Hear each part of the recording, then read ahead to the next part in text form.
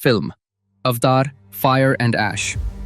आज हम बात करने वाले हैं अवतार मूवी के लास्ट भाग के बारे में, जहां पैंडोरा की नीली चमचमाती दुनिया के बारे में, जहां जेक सुली और उसका परिवार अब मेटकाइना समुद्री कबीले के साथ रहने लगे हैं, लेकिन उनके दिलों में अभी भी नेटियम की मौत का गहरा दुख है। नेटिरी के मन में अब इंसानों के प्रति गहरा क्रोध और नफरत है। एक दिन हवाई व्यापारी जहाजों का काफिला पैंडोरा में आता है। जेक और नेटिरी निर्णय लेते हैं कि स्पाइडर को वापस इंसानी वैज्ञानिक शिविर ले जाना चाहिए और वे अपने परिवार के साथ उसकी यात्रा में शामिल होंगे।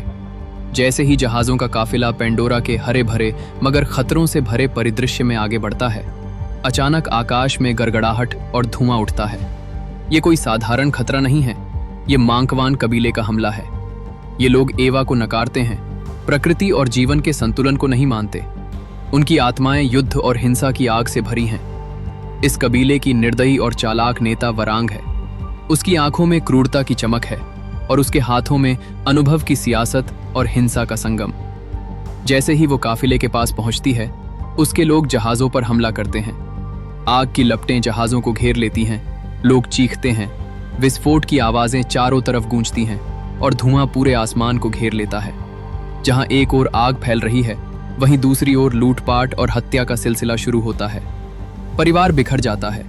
लोग अपने प्रियजनों को ढूंढते हुए हाहाकार मचाते हैं। जेक अपने परिवार को ढूंढते हुए आतंकित हो जाता है। जेक के संघर्ष के बीच कर्नल क्वारिच और कॉर्पोरल लाइल वेनफ्लीट उसे खोजने के लिए आगे बढ़ते हैं।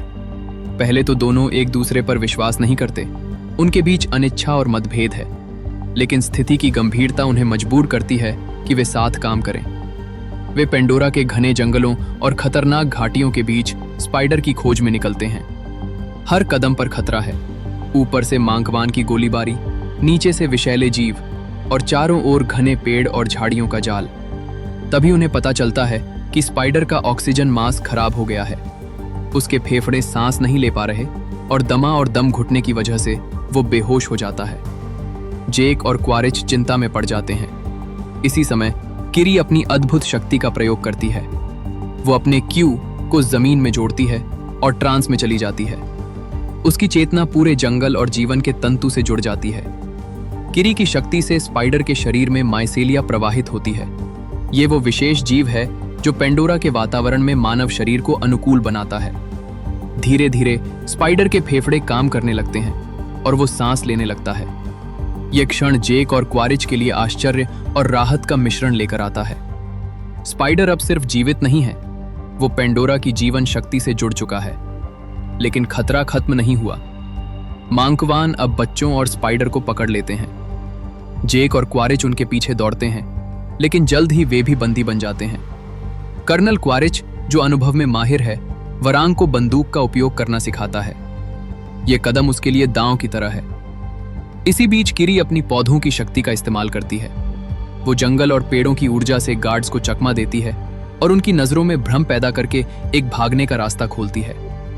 इस बीच नॉर्म और मैक्स स्पेलमैन स्पाइडर की जांच करते हैं। उन्हें पता चलता है कि उसके शरीर में एक विशेष जीव है, माइसेलिया, जो इंसानों को पेंडोरा के वातावरण में सांस लेने योग्य बना सकता है।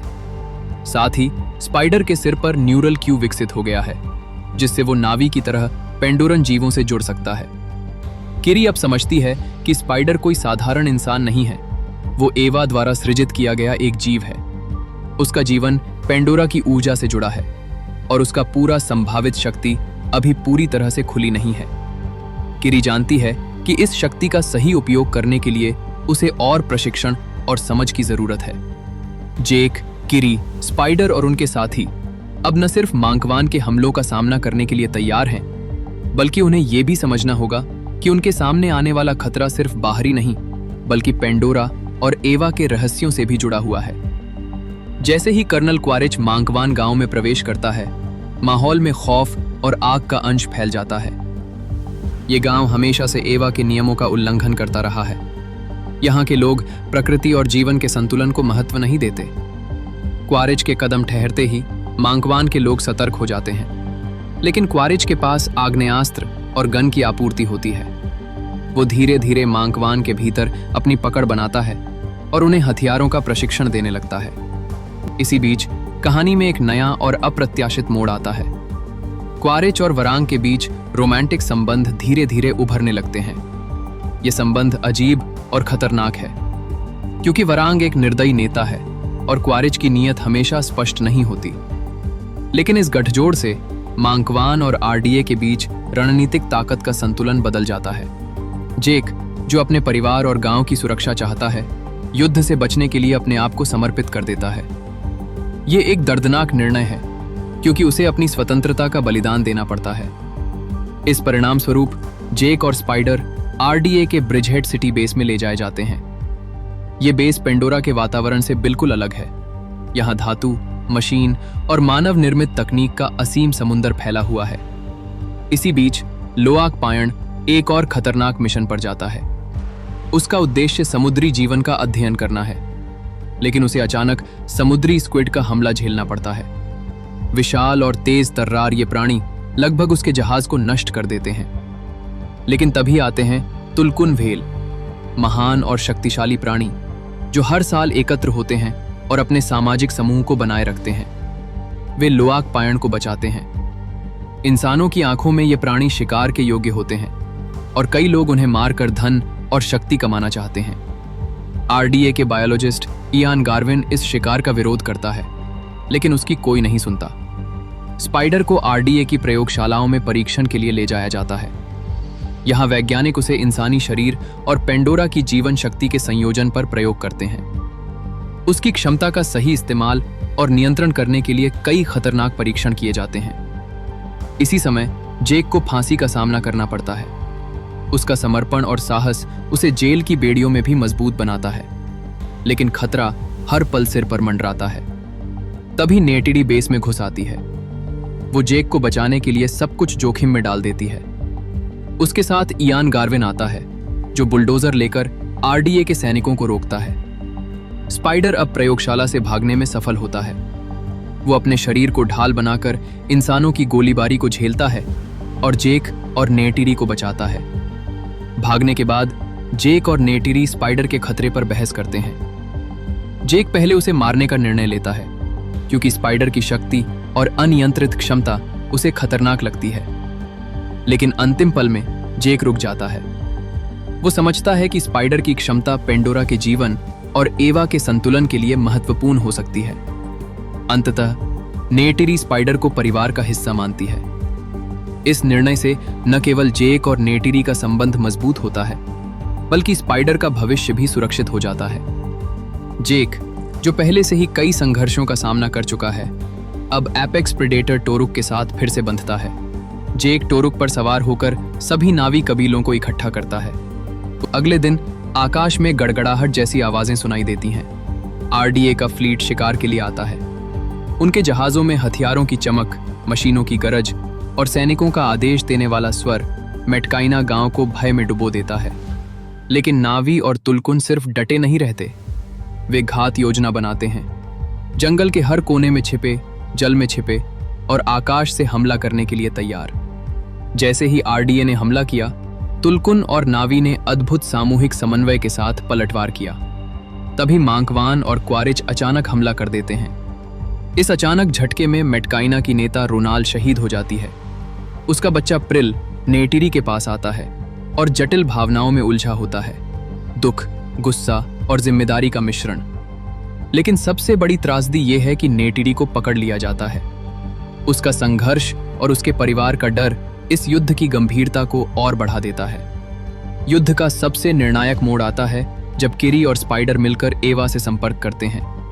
किरी अपनी अद्भुत शक्ति से एवा की ऊर्जा को महसूस करती है और पेंडोरन जीव जंतु अपने मूल स्वभाव के अनुसार आरडीए बलों पर हमला कर देते हैं। तुलकुन की मदद से नावी आरडीए सैनिकों को घेर लेते हैं। इस बीच वरांग ने नेटिरी को मारने की कोशिश की, लेकिन किरी अपनी पौधों और जीवन की शक्ति से उसे रोक देती है। ये क्षण दर्शाता है कि एवा की ऊर्जा न केवल रक्षा कर सकती है, बल्कि जीवन और न्याय का प्रतीक भी है। जेक का टोरुक इस लड़ाई में आरडीए का प्रमुख जहाज नष्ट कर देता है। जेक और क्वारिच फ्लक्स में फंस जाते हैं। ये जगह जहाजों और जीवों के बीच घातक संघर्ष की गवाही देती है। वे लड़ते हैं, लेकिन जब स्पाइडर गिरता है तो सभी नावी और तुलकुन मिलकर उसे बचाते हैं। क्वारिच, जो इस समय तक कई जटिल भावनाओं और दायित्वों में उलझा हुआ है, अंततः खुद को छोड़ देता है। उसकी बलिदान भावनात्मक और रणनीतिक दोनों रूप से निर्णायक होता है। युद्ध समाप्त होता है। गांव और जंगल में अब केवल शांत लहरें, मृतकों की यादें और जीवन की नाजुक उम्मीदें बची हैं। स्पाइडर और मेटकाइना अब अंडर वाटर स्पिरिट ट्री से जुड़ते हैं। ये वृक्ष मृत नावी की आत्माओं और पेंडोरा की जीवन शक्ति का प्रतीक है। किरी अपने माता ग्रेस के माध्यम से स्पाइडर को मार्गदर्शन देती है। यह मिलन न केवल एक आध्यात्मिक अनुभव है, बल्कि स्पाइडर के लिए पूरी तरह से नावी समुदाय में स्वीकार किए जाने का क्षण भी है। अब स्पाइडर केवल जीवित नहीं है, वो पेंडोरा के जीवन, एवा की शक्ति और नावी समुदाय का हिस्सा बन गया है। यहाँ से एक नया जीवन और नई शुरुआत शुरू होती है, जहाँ साहस, बलिदान और प्यार का संगम भविष्य को आकार देता है। दोस्तों, आज की हमारी कहानी में आपने साहस, दोस्ती और बलिदान की मिसाल देखी। उम्मीद है आपको ये रोमांचक सफर पसंद आया होगा। अगर आपको हमारा ये वीडियो अच्छा लगा तो कृपया लाइक करना न भूलें और हमारे चैनल को सब्सक्राइब करें, ताकि आप हमारे आने वाले और भी रोमांचक और दिलचस्प वीडियोस मिस न करें। आपके समर्थन और प्यार के लिए हम दिल से धन्यवाद करते हैं।